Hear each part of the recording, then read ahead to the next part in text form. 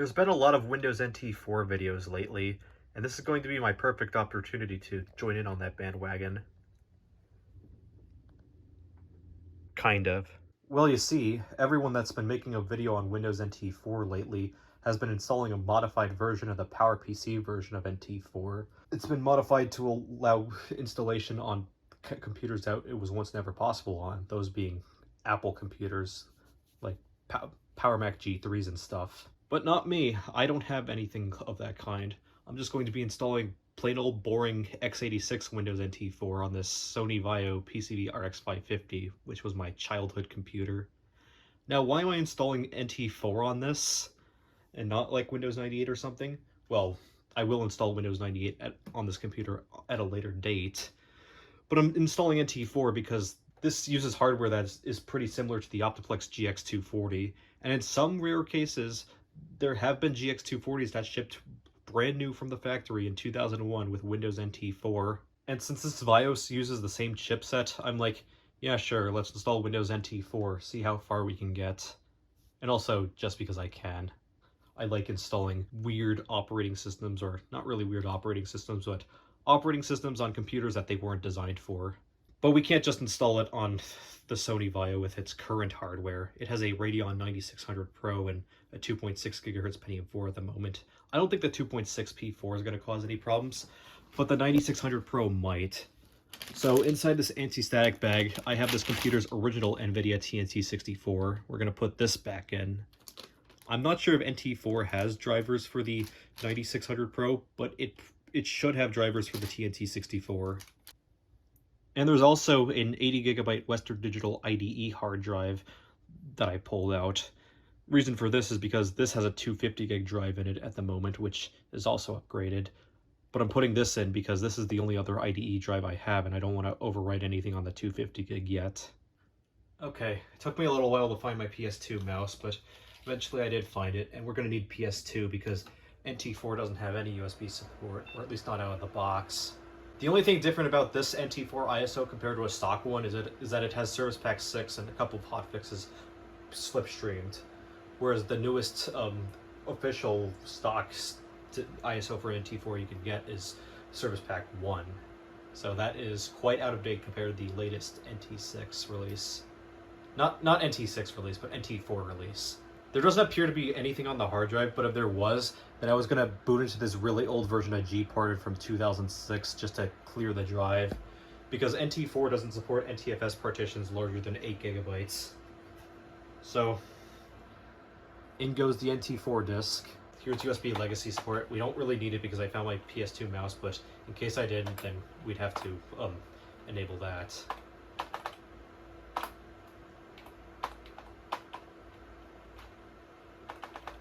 I don't think NT4 is a plug-and-play OS, so I'll just leave it set to no. I think this ISO should be bootable as well. So let's continue with that. 512 megabytes of RAM, that is fine because NT4 supports up to 4 gigabytes of RAM because NT4 was advanced. Although, as we'll see later, NT4 wasn't quite as advanced as it should be. Even compared to Windows 95 in some areas. But the Windows NT setup kind of looks a lot like the Windows 2000 XP setup in text mode, until we see this blue screen. Oh no, it's the blue screen of death. Gotta readjust that a little bit.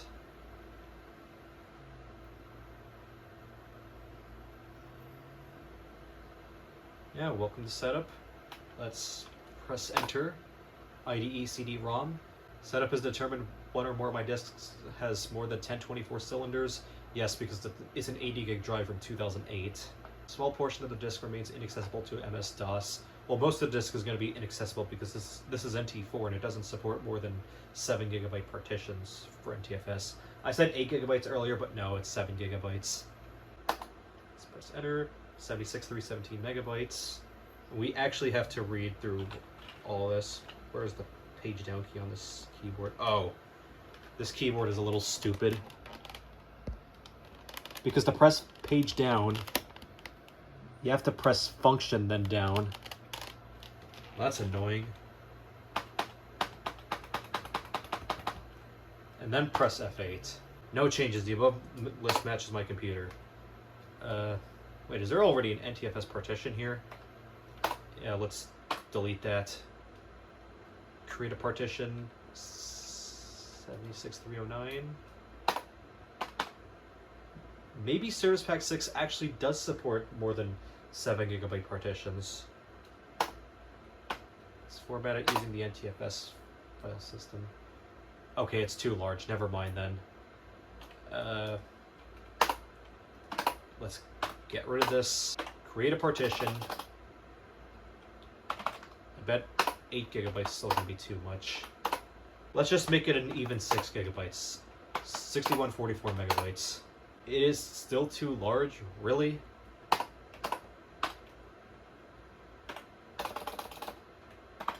Fine then, 4096. So it won't even let me use 6 GB partitions.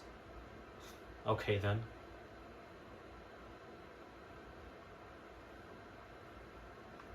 I mean, I guess the advantage of that is that we don't have to wait forever for a 4 GB partition to format.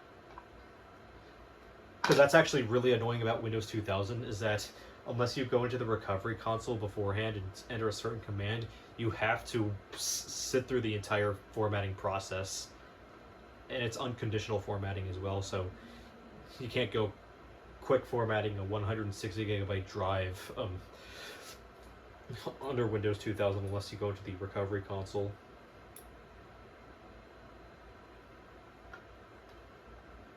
Or worse, the 250 gig drive that I added into the Vaio before I swapped it out for this 80 gig just for the sake of this experiment.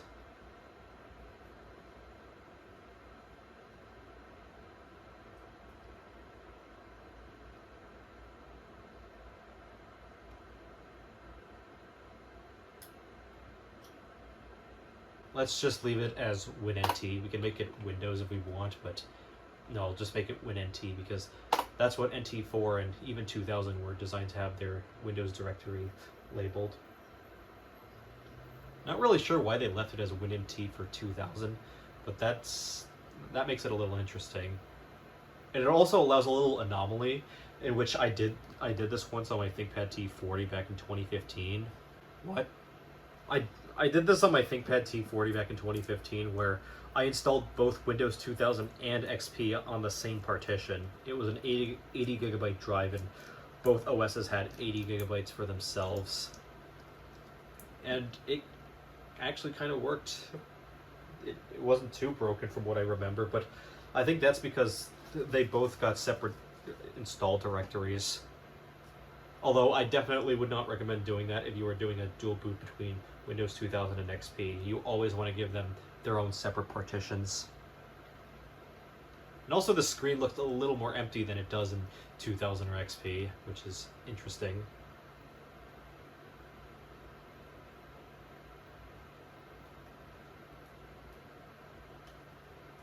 Nope, there are no floppy disks in this computer, even though it does have a floppy drive, which I would have used in case this ISO wasn't bootable.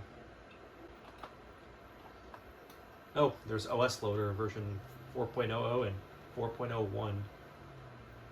And there's two modes that you can boot into. You can boot into regular mode and VGA mode, which I believe limits it to 640 by 480 at 16 colors. It's not able to make much of a difference at the moment because we don't have video drivers installed. We might not for a good while unless I can find video drivers for the TNT64. The type of the file system is FAT. Did I really format it as FAT and not NTFS? Okay, I think it's trying to convert the file system to NTFS, so I probably did format it as NTFS to begin with.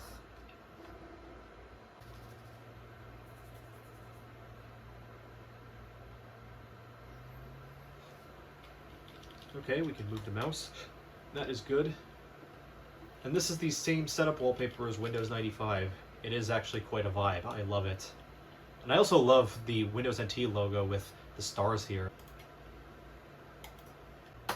Do I really have to enter my organization as well? I'll just set the domain name as domain. I don't have an actual domain, so there's that. Computer name, I'll make it Vaio NT. Am I able to skip the password? Yes, I can. I'm not going to create an emergency repair disk. And I'm just going to take everything. Because there's not a lot that we can take to begin with, so might as well just take everything. Oh, interesting. This is something that really annoys me about modern Windows ever since Windows 8, but it doesn't ask you to select your time zone anymore. And in the case of NT4, it's not GMT-8 that's the default, but it's GMT 0, so it's British Standard Time. But I'm not British, my teeth are actually good, so I'm going to set that to the best time zone. VGA compatible display adapter, which NT4 doesn't have a built-in driver for. I don't think we can get 800 by 600 to work. Yeah, 800 by 600 actually does work. Yes, I did.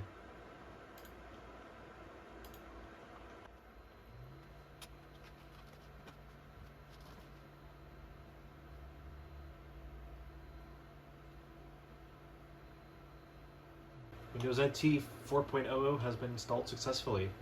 Okay, this time we actually have a proper timeout for regular NT and VGA mode. I'm just going to select the regular mode. Wait, was it checking for malware? This doesn't come with Microsoft Edge, so we're safe. But I think NT4 does come with Internet Explorer 2 out of the box. So say what you want about that, if it's malware or not. And yes, we do have Service Pack 6 pre-installed on this ISO. Hopefully that bad file isn't something that we actually really needed. Contrary to a lot of those old Windows startup sound videos that showed this image being the NT4 startup screen, it's not, it's just the login wallpaper. The startup screen is actually that blue screen that we've seen several times earlier. But we have a nice little animated GIF with Control-Delete, 3-finger salute, so I'll be doing that. Administrator, I don't think it created a quote-unquote proper user account. Welcome to Windows NT. To open a program, you can just click the start button. Yes, of course you can do that. And the screen is a little offset, so I'm gonna have to auto-adjust that. And not tilt my monitor in the process. Here it is, NT4 with no drivers on this x86 Family 15 Model 2 Stepping 9 with the full 512 megabytes of RAM. I'm using Canopix 3.4 from 2004 to get my LSPCI information. Mostly because this just has a really old graphics card in it, but also because my dad found this in his room a couple weeks ago. He made the CD a long time ago, so yeah. I definitely took my time to get some drivers for this system, but I did find the essentials. So anyway, this pre-rendered Dragon is going to eject our disk. Oh, this has both optical drives detected. Okay, then I'll use the bottom optical drive just for the sake of the tray being a little better on that one. It's a DVD-ROM, CD-ROM drive on the top and a CD-RW high speed on the bottom. So that's going to be the E drive. And we can't just drag and drop these files because it's just going to make copies. So what we want to do is copy everything and then paste it into our folder.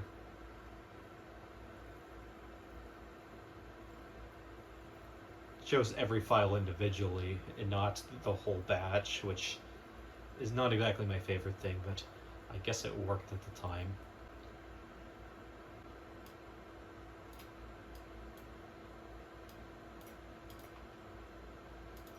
Yes, some of these drivers are Dell drivers, but that shouldn't really matter because I'm pretty sure they're generic hardware drivers. This NVIDIA driver is the official NT4 driver from NVIDIA's website from 2005.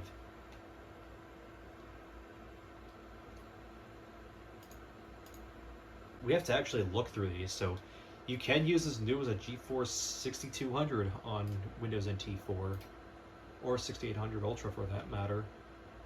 But no, I have the TNT 64, Aladdin TNT 2. That might not quite be it, but I'm gonna go down a bit. There we go. Yeah, NT4 is primitive in the sense that it's not gonna auto-detect your hardware driver, but you have to select your card yourself. I'm going to install the sound driver. Wait, no, that's the icon. We have to install the INF. Okay, maybe we don't install the INF. I think this is our network driver. It's RTL8139, which apparently this isn't the NT4 driver, but RTL8139 supports just about anything, or it should. Okay, never mind, we just can't do setup, but we can go into WinNT4. We can't do the OEM setup from that. Okay, so no wonder why I'm having trouble with this, because they're hidden files for some reason. Show all files. Maybe we have to go under multimedia, then devices, and check audio devices. Add something unlisted or updated driver. So that'll be it's CWinNT profiles instead of documents and settings like it is in later versions of Windows NT or users starting in Vista. Administrator, desktop, drivers, ELC 201N. It should find the driver in here. Okay, the Avance AC97 audio driver, which that's what this should be. This is for the Intel 845 chipset, not VIA, so we'll go ahead with the regular one. What? Configuration or hardware problem has occurred. Okay, so the wavetable driver has been added. Okay then. And the NVIDIA NVIEW Desktop Manager has also been added, but we need to restart to actually get the effects of that. Let's install the Intel Ultra ATA storage driver, because we're probably going to need that for NT4. And yes, this is Internet Explorer 2.0, which we're going to be looking at later, but we just need to press the install button on this HTML file, or not even HTML, but HTM.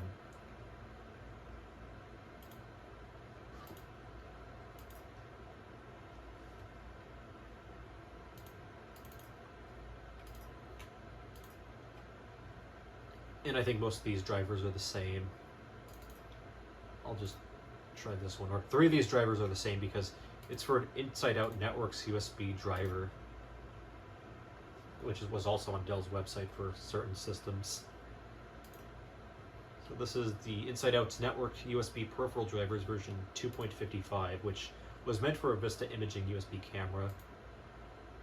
But we don't need that. We just need the USB stack, USB human input device drivers, USB mass storage driver, and the edge port drivers, I guess.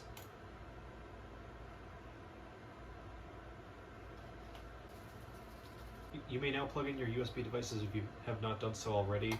Well, we're going to have to restart for changes to take effect even once we plug in our USB flash drive, because yes, those are mass storage device drivers, as I said. Now, what kinds of flash drives we can get working is what I'll be curious to. Because I don't think NT4 supports FAT32 out of the box. In fact, no version of Windows NT did until 2000.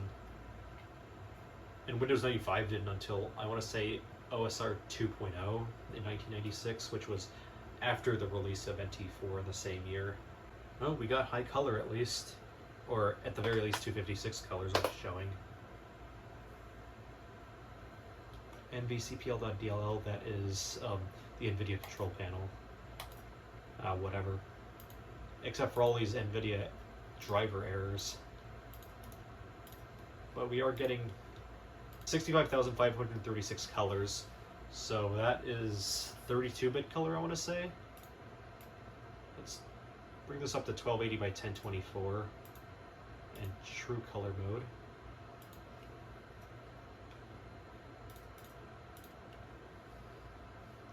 There we go, that's nice and sharp.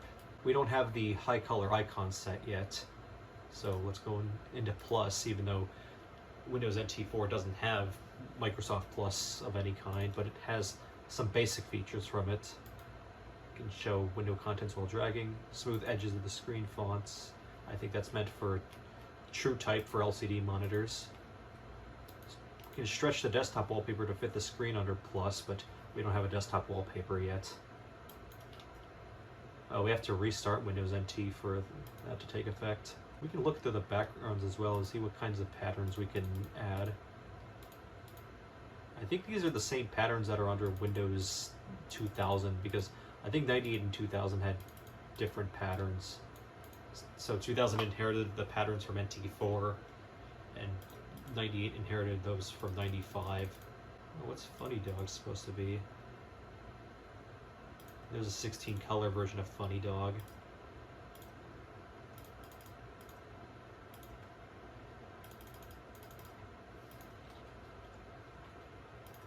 And here's Prairie Wind, which I think got carried over into Windows 2000 and even XP as well.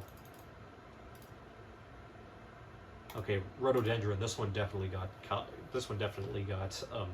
carried over to XP. I think Santa Fe Stucco did as well. Soap Bubbles did, I know that much. We have WinNT and WinNT 256. I think I'll actually just leave that centered as is, just so we have a little bit of that flare. So let's see, did we get our high color icons? Yes, we did. You can't really see that, but I'll zoom in just a little bit. You can probably make that out now. I think even folders get high color icons as well, which is pretty neat. I mean, yeah, they don't really look the greatest even compared to the 16-bit, or not 16-bit, but the lower color icons, but I don't know, they're still quite a vibe to me. I'm not sure why 98 got rid of them, because I haven't really been able to activate them in 98. I don't know how to, and I don't know if you can. But anyway, I'm looking for the LAN device. ET4000, not sure what that's supposed to be. Windows NT networking is not installed. Wire to the network. Oh, we have to type this in manually. Let's press OK. There we go. RTL 8139 810X Family Fast Ethernet NIC. Let's press next. I think it's just TCP/IP. So let's press next on that. Do we need the disk for this? I guess we do. No, I did not want auto run. Speed duplex mode. 100 full duplex, I guess, because this is fast Ethernet, so it should be able to do up to 100 megabits per second. Input network address. This option is only required when you need to use some network applications which use software programmable network address. I guess I'll just skip that. Early TX threshold, I don't even know what that is. There's a DHCP server on my network. TCP/IP can be configured to dynamically provide an IP address. Dynamic IP address is a modern feature, so yes, I guess.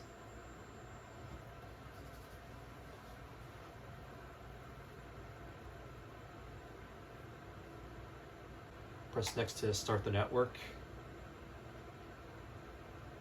I don't have an Ethernet cable plugged in, but I will be plugging one in just to get this kind of online. Okay, that took a little bit, but we'll leave our computer name and work group as is because that's just normal. Networking has been enabled on this computer, but we have to restart in order to actually be able to use it. Still need to find an audio driver that actually works though. Okay, I'm bringing the camera up a little closer, but we can double click over here on the tray to open the USB viewer. No, not the date and time settings, but the USB viewer. There we go. I don't think this is natively in NT4. No, it isn't, because copyright 2002 Inside Out Networks. But this is essentially our USB stack. So we have USB hub 1 and 0, because this computer has 4 USB 1.1 ports, 2 on the rear and 2 on the front. I'm gonna plug my flash drive into the front. So I just opened the door. I had to lift the computer a little bit because the door is on the bottom and it likes to get caught on carpet. So I'll plug this flash drive in like so. Oh, it's a little bit of a tight fit for this drive. It's not going to work right away because what we have to do is... No, it did get detected. USB disk 2.0. That's the product name. That's what it shows up on my more modern computers, at least, or anything that can natively look at USB. Now we can look at the edge port configuration utility. No edge port devices were detected. Based on converter serial number and based on physical USB port. Oh, unlike Jordan Woolery, who tested this on a Optiplex GX240 and had to change this to physical USB port, I didn't even have to do that because my removable disk just exists. And it detects the files on here. I think these might be showing up as hidden files for some reason. Maybe not. Maybe it's just the way that the high color icons look. Just for the sake of actually finding files on NT4, just don't hide certain types of files. But let's look at this LOL document that I wrote. Hello Windows NT 4.0 user. This is being typed almost 30 years into the future from Windows 10 on a computer with 32 gigabytes, not megabytes, of memory, and over 12 terabytes or 12,000 gigabytes of hard disk space. Everyone may doom about this future, but it is so much more streamlined and easier to work with than the crap you had to go through. But there's always the good and bad of both what is considered such in the year 2024, vintage and modern computing. Send me some Microsoft Office documents from your time after you see this note. Cheers. Yeah, I wrote that from my desktop, but I want to go into this A3.26 folder and try these drivers. I don't think we can just run the setup utility, but I'll try it anyway. Driver was not installed by this program, please remove it. Okay, so it seems to be the same set of drivers as the Sony Vaio. Not Sony Vaio, but it seems to be the same set of drivers that I downloaded earlier. I want to use I want to install the new driver. It's probably going through an IRQ conflict or something. Okay, I just wanted to check what driver this uses or what the device ID is in Windows XP with its pre-installed drivers. It's just Intel 82801BA/BAM AC97 audio controller. So I'll have to find another driver for that specifically. Or see if the Asus P4B, the retail full ATX board that this is based on and is basically a crippled version of, see if that uses the same audio chipset and see if there's an NT4 driver for it. And also I just realized that this March 2007 ATI driver that I'm using is actually the British or possibly Canadian version and not the US version, which is kind of weird, but I guess it makes sense because ATI is Canadian, even though they were bought out by AMD by that point. IRQ 17. I'm not sure what MPOS is supposed to mean, but I'm guessing that's multiprocessor OS, so like something like Windows NT4. So I'd want to disable APIC mode for the interrupt mode and make it PIC. It doesn't say enabled or disabled here, oddly enough. It's just APIC and PIC. DHCP client cannot obtain an IP address. I don't even have an Ethernet cable plugged in, so why is that an issue? So how do I remove the old driver?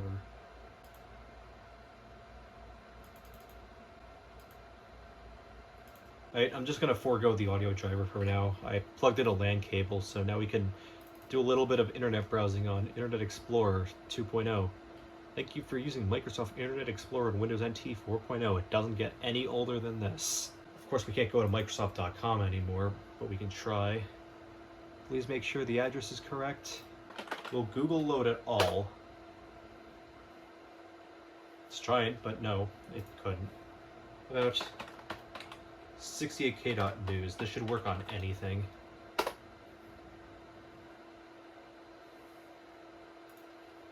Maybe the network went a little wonky. I mean, it's there. Oh, this has support for Apple Talk.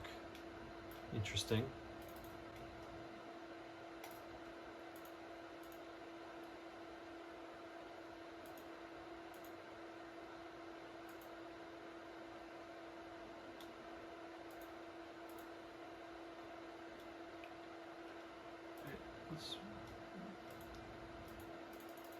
Okay, I guess we can't move that up.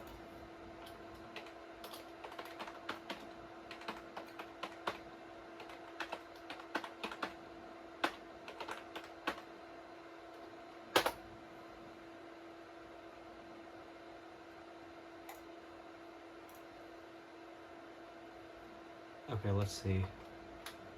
Modem or ISDN adapter. Yes, install this. Remote access service from the network control panel applet.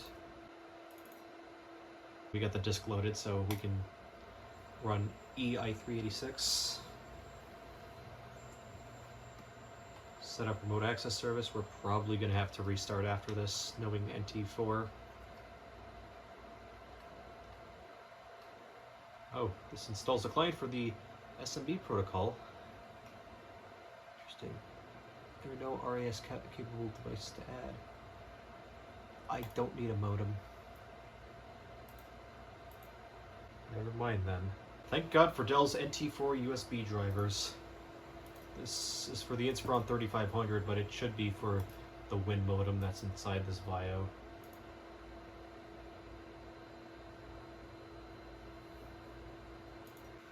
Okay, we can add the Win modem.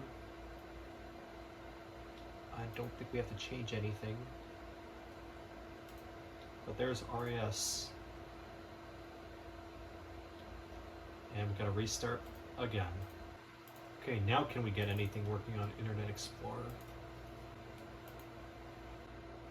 I don't see the icon up there moving. Oh, it tried at least. At least one service or driver failed during system startup. I don't know what that is. How about Google? Can we at least load anything from Google? Yeah, we loaded Google. Although you can't really see anything. It's got the 2024 copyright date. Of course, YouTube is not going to load, but we can try. And Internet Explorer 2 only has SSL 1.0, so it's very, very, very out of date, and there are probably only so few websites that we can visit on such an old browser from 1996.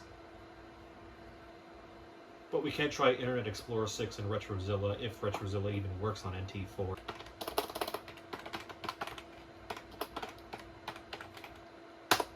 Yeah, 68K news, which is powered off a Macintosh 512K, I want to say. But it's basic HTML Google News for vintage computers like this one, even though this is from 2001. We're running NT4 with Internet Explorer 2, so it's much older than the computer itself. So yeah, here's 68K news. Not that I really care to read much of this, but the website is more important than the news articles. Let's try another site. No, this doesn't support HTTPS.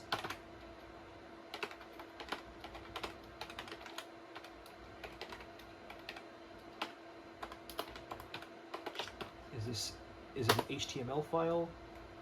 Not quite.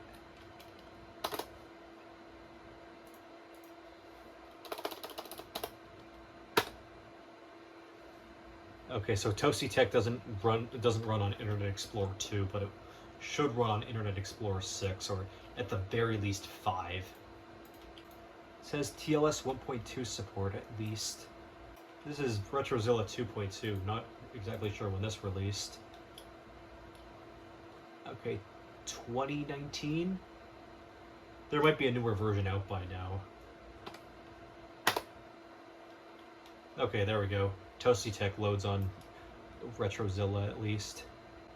There is no option while installing Windows NT to prevent installing IE2, but it is easily deletable, and this doesn't have an IE shell, so it's not loaded.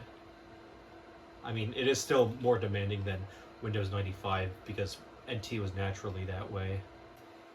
There we go, Windows Black Extra Large, and just regular Windows Black for that matter. I'm going to use Extra Large because this is a relatively high-res display. Okay, never mind, this isn't Toasty Tech. Could have sworn it was. Yeah, 7-zip just straight up works. That should be the last version for 95 as well.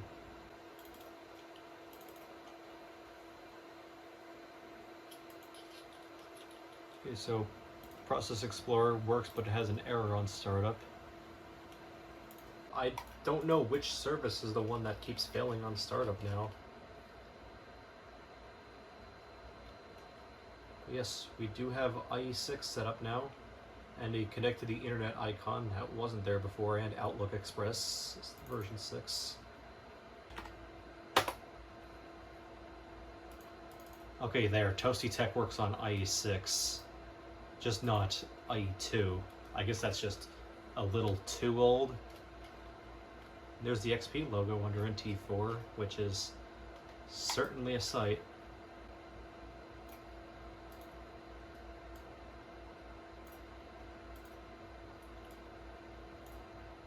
This site is pretty quick to load, at least due to how simple it is.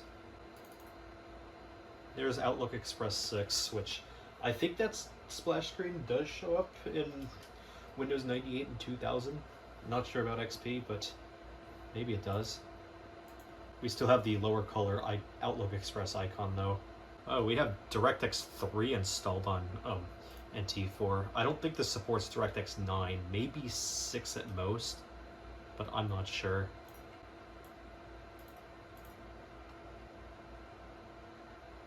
Well, this is better than Starfield the game itself.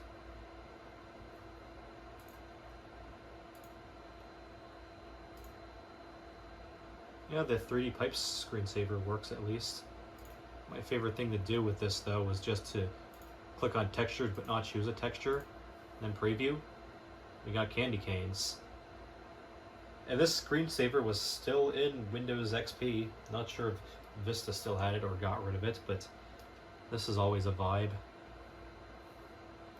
And since I am running NT4 with Service Pack 6, that is new enough to run Office XP, whereas you can't run Office XP on NT4 if you don't have Service Pack 6, but I don't have an Office XP disk and I'm not burning one, so we're installing Office 2000.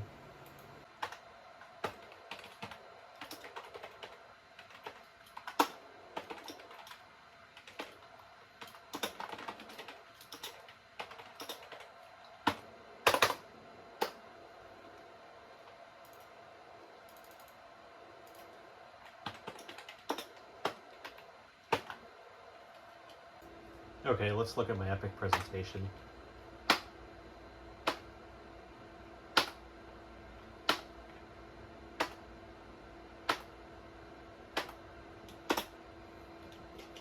Okay, I think I've had enough for tonight.